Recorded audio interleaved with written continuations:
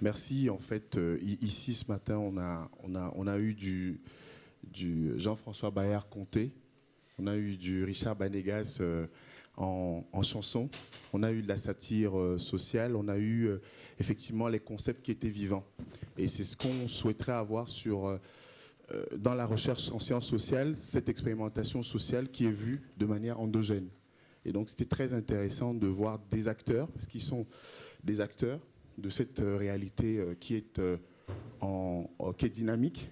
Ce que Georges Ballandier effectivement avait prôné, tout son travail, c'est que cette Afrique ne soit pas figée, essentialiste, et qu'elle soit dynamique. Et ces Afriques aussi, puisqu'il y a un journal, je suis journaliste, qui a choisi de se baptiser les Afriques pour exprimer ce que Valzero disait ce matin, cette pluralité d'existence, cette pluralité de réalité qui existe sur le continent africain. Et puis deuxième chose, c'est très intéressant de voir des jeunes Africains au moment où le Sénégal choisit d'inscrire les enseignements de Cheikh Anta Diop dans les programmes scolaires.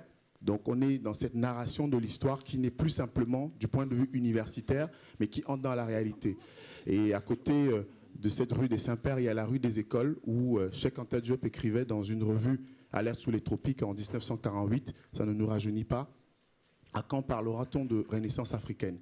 Et il énonçait 3 points, Cheikh Anta Diop à cette époque-là. La première, c'est la conscience historique. C'est une réappropriation de l'histoire de l'Afrique par les Africains dans toute sa pluralité, en essayant de retrouver les invariants, les connexions et la diversité. La deuxième, c'était le dialogue fécond avec le patrimoine de l'Afrique, pour que cette Afrique ne soit pas figée dans un passé, qu'elle parte de son passé, qu'elle discute avec elle-même, pour que le troisième point, la question de la création, de la créativité, qui amènerait sur le plan économique, sur le plan social, sur le plan culturel, le fait qu'à Tombouctou, par exemple, il y a eu des bibliothèques, des universités, il y a très longtemps, et on s'interroge de savoir pourquoi, en 2016 en Afrique, alors qu'à Tombouctou, à Djenné, à Gao, il y avait des universités au XIIIe, au XIVe et au XVe siècle, qu'est-ce qui s'est passé entre-temps? Est-ce du fait de la distorsion de l'histoire par l'Occident? Est-ce du fait de la destruction de l'histoire par des chefs d'État et des chercheurs africains qu'on appelait les intellectuels organiques? Je prends un exemple simple, Mobutu Sese Seko, qui a fait l'authenticité africaine pour son propre compte, et non effectivement pour conscientiser les Aïrois à l'époque. Donc quand on utilise l'histoire de l'Afrique pour conserver le pouvoir au sens de Valzero, ça produit des dégâts énormes. On a des Africains qui ne maîtrisent pas leur histoire. Et je remercie vraiment Kajim et Valzero d'avoir rétabli ces choses. Et tous ces jeunes de la rue en Afrique qui, pour moi, ne sont pas des activistes ou des opposants, comme on dit chez moi au Cameroun. Opposant, activiste, c'est une injure. Je dis opposant et activiste, c'est l'avenir de l'Afrique. Merci. Merci beaucoup. Merci pour votre remarque qui, à mon avis, pose plus généralement la question de qui sont les médiateurs de l'histoire et du récit officiel. Et je pense que nos invités historiens, notamment, pourront y répondre. J'ai tout à l'heure oublié de mentionner Fou Malade à la tribune. Mais c'est la famille, c'est pour ça que je l'oublie. Tu m'en excuses. D'autres questions ou remarques, peut-être? C'est qui Pardon. Merci, bonjour.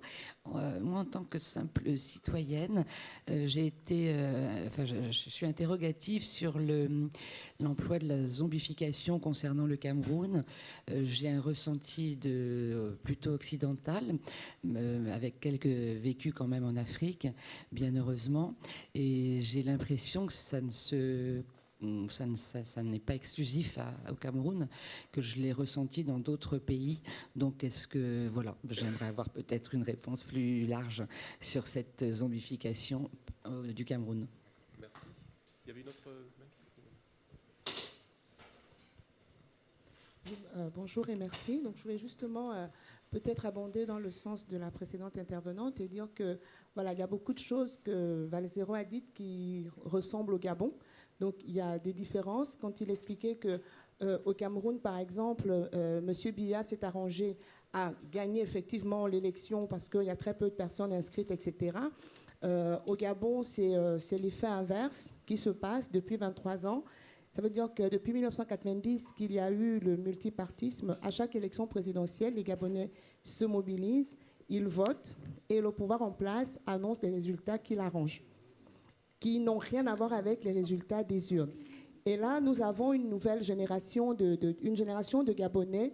Je pense que le peuple gabonais a atteint son seuil de tolérance, comme tous les peuples, et là, ils ne veulent plus. Et donc, pour cette élection du 27 août 2016, les Gabonais se sont vraiment mobilisés. Et il y a eu des mouvements citoyens, comme Ça suffit comme ça. On a vu Marc Ona hier, et je fais partie de Ça suffit comme ça aussi. On a formé des scrutateurs pour observer l'élection, pour que le vote ne soit pas volé. Donc, ils n'ont pas pu falsifier les procès-verbaux parce que nous avons lancé un mot d'ordre qui était « Je vote et je reste ». Parce que d'après le code électoral, le dépouillement est public. Donc, on a exhorté les populations à rester pour assister au comptage. Ils ont pris en photo les procès-verbaux, etc. Et donc, ils n'ont pas pu tricher. Enfin, falsifié. Et qu'est-ce qu'ils ont fait? Ils ont orchestré la fraude la plus énorme au monde. Ils ont gonflé les résultats dans une seule province pour se proclamer vainqueurs. Donc le résultat annoncé n'était pas celui des urnes. Et les Gabonais ne se sont pas laissés faire. Ils sont sortis dans la rue pour le revendiquer. Et les Gabonais ont été chargés. Il y a eu des morts. Et ça a été savamment orchestré parce que les corps ont été enlevés pour qu'on n'ait pas le nombre exact de tués. Et nous avons assisté à un fait inouï dans l'histoire, c'est que le soir où les résultats ont été annoncés, il y a eu une attaque militaire qui a été programmée contre le quartier général du principal opposant qui a gagné l'élection. Donc le quartier général de M. Ping a été bombardé à l'arme lourde. Pourquoi je veux revenir là-dessus? Parce que l'opinion publique française ne connaît pas ces choses, parce que les médias n'en parlent pas.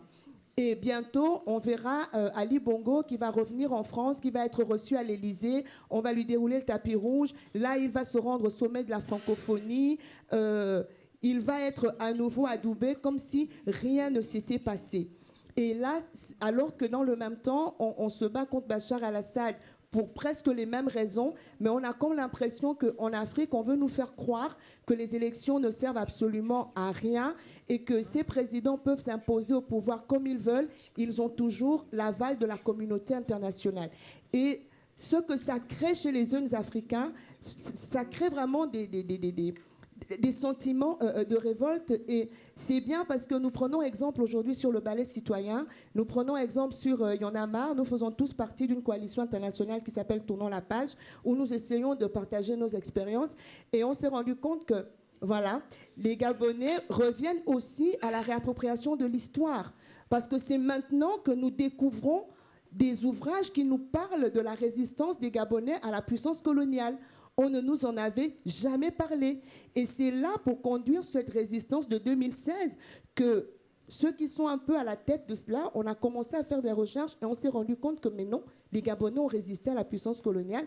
Et on essaye maintenant de se réapproprier cette notion de résistance pour l'appliquer aujourd'hui au régime des Bongos que nous voulons faire partir, parce qu'il faut quand même rappeler que les Bongos dirigent le Gabon depuis 50 ans. Le père a régné 42 ans. Le fils, ça fait 7 ans maintenant. Ils ont modifié la Constitution sous le père. Le nombre de mandats présidentiels est illimité. Ce sont des septennats et c'est une élection présidentielle à un tour. Donc tout est fait pour qu'ils restent là. Mais malgré ça, avec la mobilisation, ils ont quand même perdu. Et je vais terminer avec ce paradoxe gabonais pour que les gens comprennent bien qu'aujourd'hui, dire à un Gabonais qu'il a voté Ali Bongo, c'est l'insulter. Parce que le Gabon, c'est 1 500 000 habitants, un émirat pétrolier qui a du bois, du manganèse, de l'uranium, du fer, de la bauxite, tout ce qu'on veut, 800 km de côte avec l'océan Atlantique. Mais les 2 tiers des Gabonais vivent avec moins de 45 € par mois. Au Gabon, nous avons des classes de 200 élèves au collège, au lycée, à la maternelle, à l'université, c'est encore pire.